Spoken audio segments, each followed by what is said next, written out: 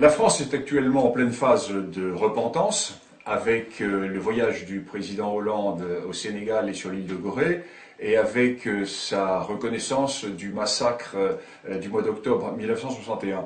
Alors, je suis historien et non pas homme politique, ce qui fait que mon approche va être uniquement historique dans la mesure où, pour l'historien, cette double reconnaissance, cette double repentance est particulièrement inacceptable.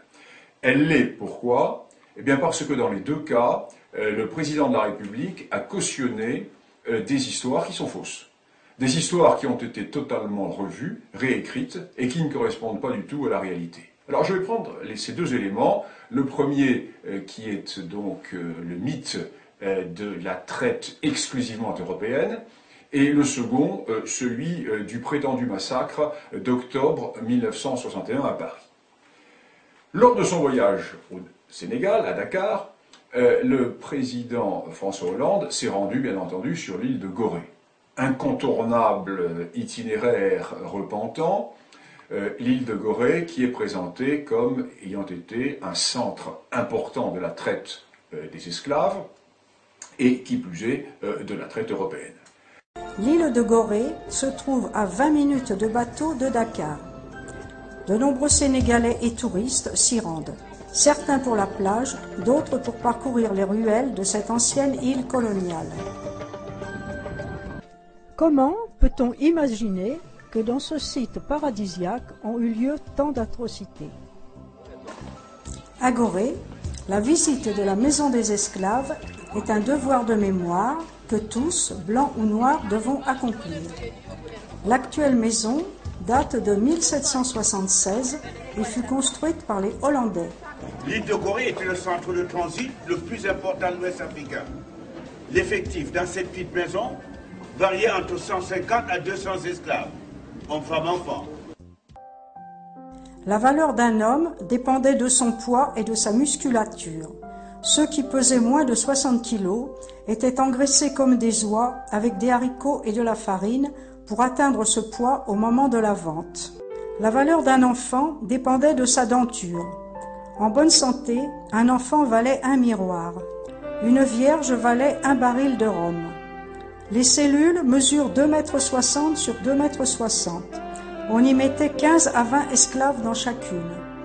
Ils étaient assis, le dos contre le mur, et des carcans les maintenaient au cou et au bras.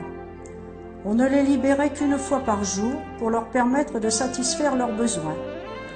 Ils vivaient dans un état d'hygiène si repoussant que la première épidémie de peste qui ravagea l'île en 1779 est partie de ce sanctuaire. Les hommes, une fois pesés, étaient acheminés entre les deux escaliers en fer à cheval dans la cour où on les palpait comme du bétail afin de permettre à l'acheteur, accoudé au balcon, de juger la valeur musculaire de chacun. Donnant sur la mer, nous avons la porte du voyage sans retour qui servait pour l'embarquement des esclaves. Certains tentaient de s'évader en se jetant à l'eau, mais ils ne pouvaient aller loin car ils étaient abattus par les gardiens ou mangés par les requins, habitués à venir pour dévorer les malades et les agonisants que l'on jetait à la mer.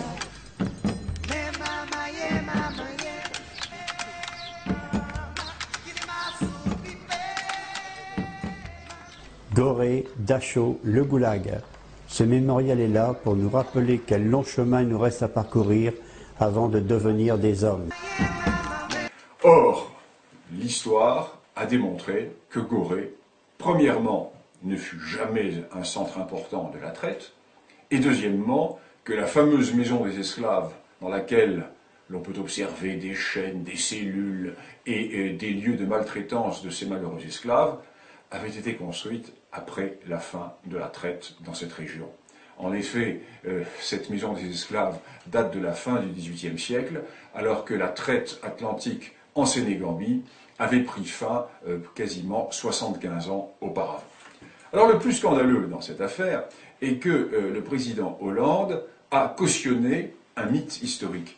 Eût-il voulu se rendre en pèlerinage sur un véritable lieu de traite, il aurait pu se rendre à Cape Coast, au Ghana, où là, effectivement, des vestiges d'un important fort qui appartint aux Hollandais, aux Anglais, aux Danois, subsistent. Fort qui fut effectivement un centre essentiel de la traite des esclaves, mais pas Gorée. Nous savons très bien, par les études qui ont été faites par les divers historiens qui ont travaillé au Sénégal, que cette île de Gorée fut en fait une petite étape dans le relais de la traite. Et lorsque le président Hollande est allé quasiment se repentir devant les Sénégalais, le plus extraordinaire, c'est qu'il est allé se répandre devant les descendants de ceux qui avaient vendu leurs frères comme esclaves. Parce que, et là le paradoxe est de plus en plus étonnant, le paradoxe est de plus en plus étonnant parce que quand la traite des esclaves disparut dans l'Atlantique, elle se poursuivit à travers le Sahara. Et au moment où fut construite la maison dite des esclaves à Gorée, la seule traite qui était pratiquée dans la région était la traite arabo-musulmane à destination de la Méditerranée et de tout le monde musulman. Alors cette question de la traite est une question qui est bien connue. Elle est bien connue depuis les travaux qui ont été faits par les historiens britanniques de l'université d'Oxford. Alors je renvoie à la monumentale histoire de l'Empire britannique d'Oxford. Et en France, cette histoire est parfaitement connue depuis les travaux définitifs d'Olivier Pétré-Grenouillot, mon collègue universitaire, Olivier Pétré-Grenouillot, qui a consacré une somme considérable à cette histoire de la traite. Alors cette histoire de la traite est très très clairement établie. Il y eut en fait 3 traites. L'on ne dénonce qu'une seule traite, la traite européenne. Or il y en eut 3. La première, la traite interne à l'Afrique. Parce que toutes les sociétés africaines, ou quasiment toutes les sociétés africaines, furent esclavagistes. La seconde traite, qui débute dès le 8e siècle, c'est la traite arabo-musulmane. Elle débute dès le 8e siècle et elle se poursuit jusqu'au 20e. Elle est en fait arrêtée par la colonisation. Cette traite a ravagé toute une partie de l'Afrique. On n'en parle jamais. Vous êtes venu avec un nouveau livre, publié toujours chez Gallimard, Continent Noir, et vous l'avez intitulé « Le génocide voilé, enquête historique sur la traite négrière ». Vous employez le terme « génocide voilé ». Quand j'ai lu votre livre, j'ai eu l'impression que le titre était un peu faible. Oui, faible dans l'espace et dans le temps, surtout, puisqu'on a beaucoup parlé de la traite transatlantique. Bon, mais si la traite transatlantique a été qualifiée et reconnue à juste titre comme un crime contre l'humanité, ce qu'il faut dire, c'est que celle pratiquée par les arabo-musulmans fut un véritable génocide. Parce que le sort qui était réservé, en fait, aux captifs africains apparaît aujourd'hui avec le recul comme une sorte d'extinction ethnique à terme, mais programmée par castration massive. Et on sait aujourd'hui qu'ils ont pratiquement tous disparu, en dépit des masses énormes d'Africains déportés dans les pays arabo-musulmans.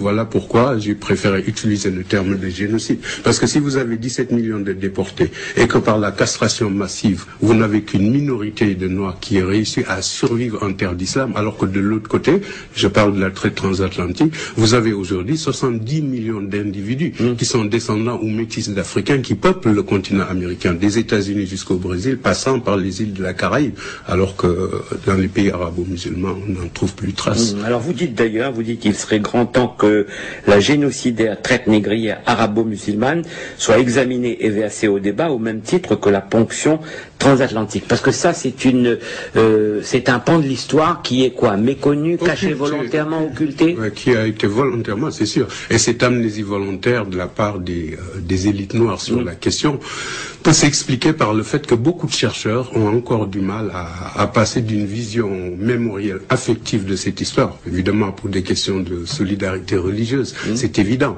à une approche distanciée et scientifique d'une histoire qui ne traite que des faits avérés. C'est ce que j'ai voulu faire. Et il faut dire que le bilan est terrible, le bilan est terrifiant. Rien que pour le Sahara, on peut évaluer que 9 millions de captifs ont dû être transportés dans des conditions inhumaines. Et dont 2 millions ont péri ou alors sont restés en bordure du désert. Alors pour ce qui est de ce qu'on appelle la traite orientale, qui s'est déroulée dans les régions proches de la mer Rouge et de l'océan Indien, on évalue environ à 8 millions le nombre de victimes. Donc le bilan est lourd, puisque globalement, on arrive à un chiffre effrayant de 17 millions de morts, de déportés ou de castrés par les Arabes. C'est donc un génocide. Vous le dites d'ailleurs, vous dites on va pas faire un hit parade de ceux qui ont été les pires, mais vous, enfin, je résume. Disons qu'il n'y a pas de degré dans l'horreur, ni de monopole de la souffrance, mais la page devrait être écrite. Et on voit qu'aujourd'hui encore ce génocide, il faut surtout ne pas trop en parler, et surtout il ne faut pas choquer le monde musulman. Il ne faut pas, je pense que l'approche scientifique objective consiste à ne pas traiter l'histoire de deux manières.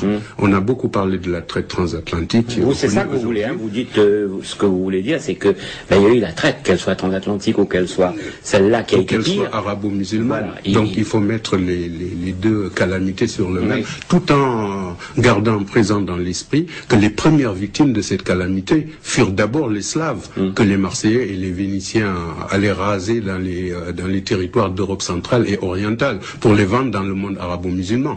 Comme on sait, ça a duré toute l'époque carolingienne sous les monarques saxons Henri Loiseleur et Othon Ier. Il a fallu l'émergence d'États européens puissants dans l'Europe de l'Ouest et puis l'arrêt de l'expansion islamique aux Pyrénées pour que ça s'arrête.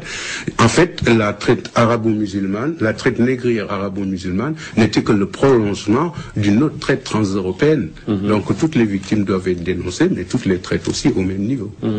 Et la troisième traite, la traite européenne ou traite atlantique, qui débuta au XVIe siècle et qui s'acheva à la fin du XVIIIe ou au tout début du XIXe, est une traite qui est la plus connue, parce que nous disposons d'archives, alors que les traites internes et les traites musulmanes ne nous ont pas laissé les mêmes quantités d'archives.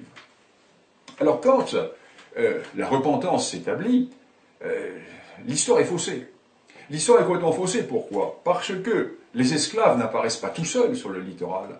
La vérité est qu'une partie de l'Afrique a vendu l'autre partie de l'Afrique.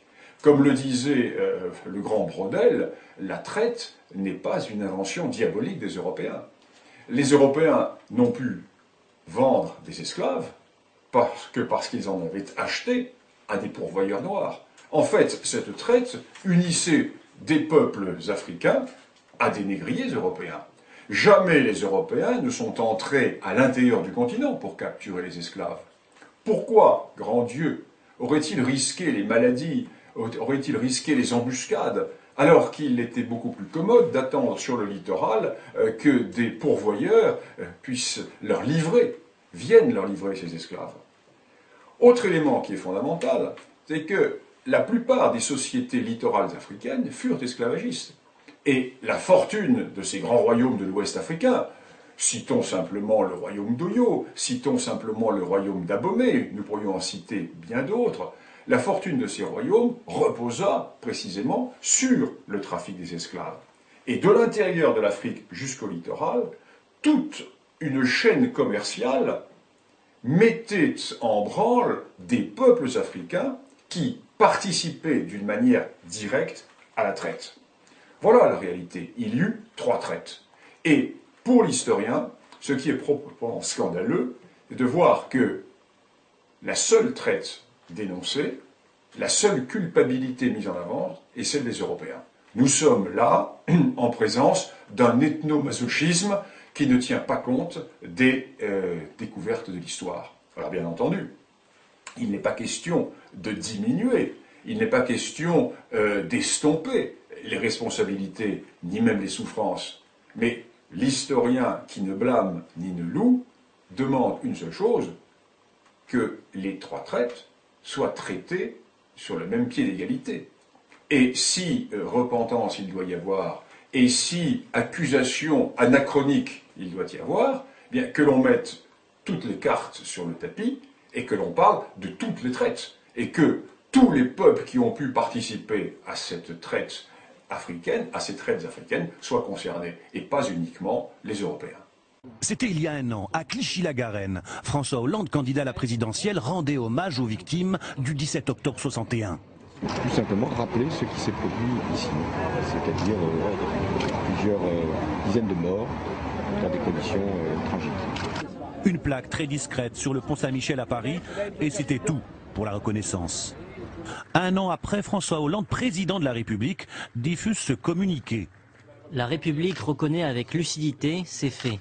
51 ans après cette tragédie, je rends hommage à la mémoire des victimes. Les faits, les voici. Paris, 17 octobre 61, en pleine guerre d'Algérie, des centaines de Français musulmans d'Algérie, comme la police les appelle à l'époque, bravent le couvre-feu pour manifester pour l'indépendance de l'Algérie. La répression est féroce. À la manœuvre, le préfet de police de Paris, Maurice Papon, qui mentira au général de Gaulle sur le bilan. Un seul bilan officiel existe, il date de 2002. On parle de 7 morts et de 136 blessés. Mais le FLN algérien maintient qu'il y a eu plus de 200 tués ce soir-là, dont bon nombre par noyade. Une déclaration présidentielle qui pourrait avoir un objectif de politique étrangère, pour préparer dans les meilleures conditions la visite en Algérie du président français, prévue en décembre prochain. En rendant hommage aux prétendus, je dis bien aux prétendus, victimes de la manifestation du 17 octobre 1961 à Paris, le président Hollande a pris des libertés considérables avec l'histoire. Alors, je laisse de côté l'aspect politique qui ne m'intéresse pas, puisque je parle en tant qu'historien. Le président Hollande a pris des libertés considérables avec l'histoire. Pourquoi? Parce que nous savons que toute cette affaire est un montage. Un montage qui a été opéré dès 1961 par les porteurs de valises, par les alliés du FLN, en l'occurrence le Parti communiste français.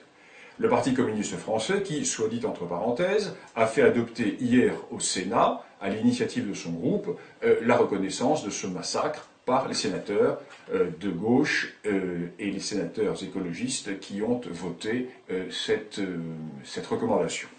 Alors le président Hollande a pris des libertés avec l'histoire, pourquoi? Parce que depuis des années, les historiens travaillent sur cette question. C'est un problème qui a été étudié depuis longtemps, et notamment depuis 1998.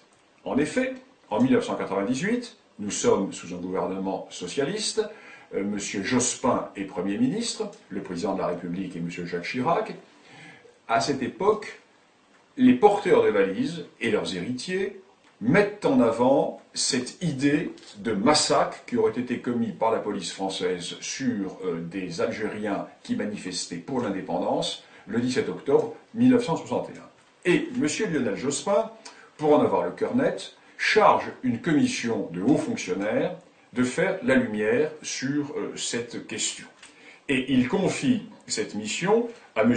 Mandelkern, qui est conseiller d'État, M. Dieudonné Mandelkern, qui compose une commission et qui, à cette occasion, voit s'ouvrir des archives qui jusque-là étaient fermées. La loi des 50 ans qui faisait que ces archives étaient fermées.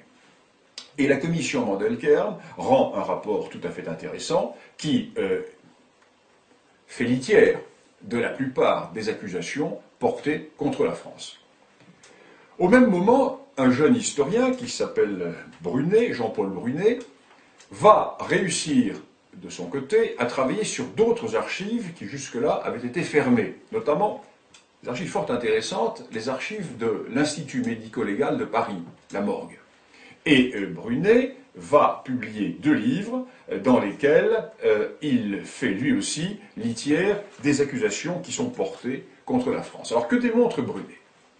Il démontre que la majorité des décès qui sont attribués à la police française à la suite de ces manifestations du 17 octobre sont des décès qui sont antérieurs ou largement postérieurs à cette manifestation.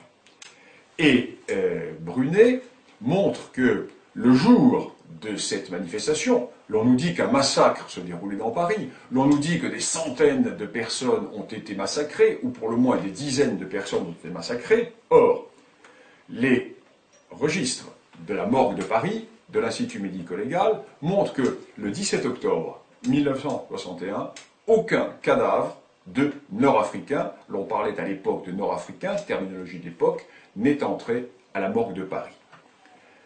À 4 heures du matin, le 18 octobre, les archives de la police nous donnent le bilan suivant, bilan qui parvient à Maurice Leguet, qui est le directeur général de la police parisienne, bilan de 3 morts. Sur ces 3 morts, il y a un Français de souche, que l'on retrouve dans le périmètre de la manifestation, mort, le crâne fracassé, devant l'entrée d'un cinéma, on ne sait pas qui l'a tué, et 2 autres victimes, 2 Algériens, qui sont retrouvés non pas dans le périmètre de la manifestation, mais bien plus loin. L'on ne sait pas si ces 2 personnes sont mortes, tuées par la police, ou dans des règlements de compte avec le FLN. Donc nous sommes déjà loin de ce bilan de dizaines ou de centaines de morts, de dizaines ou de centaines de noyés, à l'occasion pour lesquels, le président de la République a exprimé une certaine repentance. Alors on nous dit, oui mais c'est normal que la morgue de Paris n'ait pas enregistré de cadavres le jour même, parce que les manifestants ont eu peur d'aller déposer les cadavres dans les hôpitaux ou à la morgue. Ils les ont cachés chez eux et ils les ont ensuite déposés à la morgue plus tard. Là encore, c'est faux, parce que nous disposons des relevés et des statistiques de l'Institut médico-légal pour toute l'année 1961. Et nous voyons bien que ces cadavres qui sont remis à la morgue, sont des cadavres qui ne proviennent pas de cette manifestation. D'ailleurs, et c'est encore un des apports considérables de Brunet dans ses travaux, Brunet nous montre que l'essentiel des Nord-Africains morts pendant l'année 1961, et plus particulièrement pendant le mois d'octobre 1961, sont non pas des victimes de la police, mais sont des Algériens qui ont été massacrés, assassinés, exécutés par le FLN, soit parce qu'ils étaient pro-français, c'est-à-dire contre l'indépendance de l'Algérie, soit parce qu'ils appartenaient au MNA de Messali Hadj, qui était le grand rival dans la lutte nationaliste contre le FLN. Voilà donc la réalité.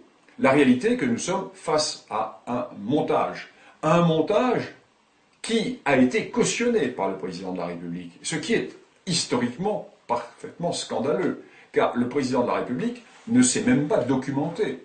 Il ne s'est même pas documenté en revenant au rapport Mandelkern, qui avait été commandité par Lionel Jospin, Premier ministre socialiste, et il n'a tenu aucun compte des nombreux travaux qui ont été faits par Brunet et par bien d'autres historiens. Je ne peux pas donner la liste ici car cela dépasserait le cadre d'un tel entretien, mais nous sommes parfaitement renseignés sur la question. Alors, je pose une question.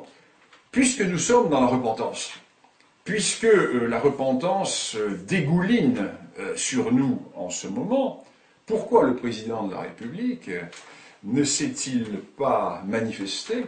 Pourquoi est-il resté silencieux sur un vrai massacre, sur un authentique massacre, sur un vrai massacre de civils? Il est vrai que les civils qui ont été tués n'étaient pas des Algériens, mais des Français, qui manifestaient leur attachement à la France, et il s'agit du massacre de la rue d'Isly à Alger, le 26 mars 1962. Le 26 mars 1962 est une date que Nicole Ferrandis n'oubliera jamais. Ce 26 mars, depuis 40 ans, il est là, il est en nous.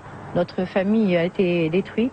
Ce jour-là, Nicole et ses 3 sœurs font partie de la manifestation pacifique des Français d'Alger qui a pour but d'aller soutenir le quartier de Bab el-Oued, encerclé depuis plusieurs jours par l'armée française. Ambiance bon enfant, foule désarmée, atmosphère de kermesse. Tout d'un coup, devant la grande poste rue d'Isly, l'armée, après avoir entendu un coup de feu, se met à tirer dans la foule sans sommation. Un jeune journaliste français, René Duval, filme la fusillade et enregistre. Un manifestant abjure le lieutenant qui dirige les soldats de faire cesser le massacre. Mon lieutenant, je veux l'énergie, mon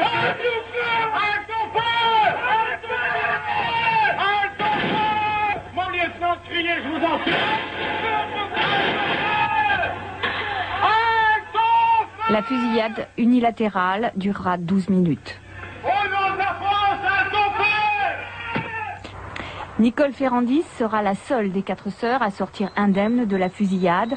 L'une est décédée et les 2 autres sont restées handicapées à vie. Je me demande toujours ce qu'elle a pu penser avant de mourir.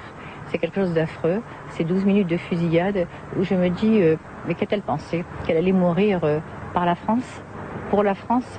Et c'est vraiment quelque chose d'insoutenable. C'est très très dur. Les militaires qui ont tiré étaient des tirailleurs algériens de l'armée française, en majorité des musulmans fraîchement recrutés. Ils étaient dirigés par un jeune lieutenant kabyle et n'étaient pas formés au maintien de l'ordre. Ce jour-là, entre 50 et 90 personnes ont été tuées, la plus jeune avait 10 ans. Le gouvernement français n'a jamais exprimé le moindre regret. Les familles des victimes attendent toujours une reconnaissance de leur drame. La France reconnaît donc ses responsabilités dans un prétendu massacre, dans un massacre imaginaire qui concerne le FLN, qui manifeste dans Paris alors que la guerre est là, alors que la manifestation est interdite, et une manifestation de Français qui, elle, se fait mitrailler, se fait massacrer par sa propre armée. 2 poids, 2 mesures, qui montre bien que pour certains, la guerre civile intellectuelle qui secoue la France depuis des décennies n'est pas terminée. Et l'historien ne peut que rester pantois devant une telle distorsion et devant de tels aménagements de la réalité. Et surtout, devant un tel recul des connaissances. Car ce qui est frappant, c'est que chaque jour qui passe, chaque année qui passe, dans ces domaines concernant la traite esclavagiste, dans ce domaine concernant la guerre d'Algérie, les historiens avancent, les connaissances s'accumulent et, parallèlement à cela, les politiques reculent dans l'état des connaissances, s'obstinent à ne pas en tenir compte au nom d'un anachronisme politique et au nom de guerres du passé que l'on veut continuer à aménager dans le présent, peut-être pour des objectifs bassement politiques, mais dans lesquels l'histoire se trouve violée et gravement violentée.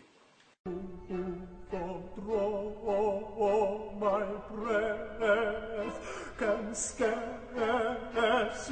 move, oh, draw my breath. Let me freeze again. Let me freeze again to death. Let me freeze.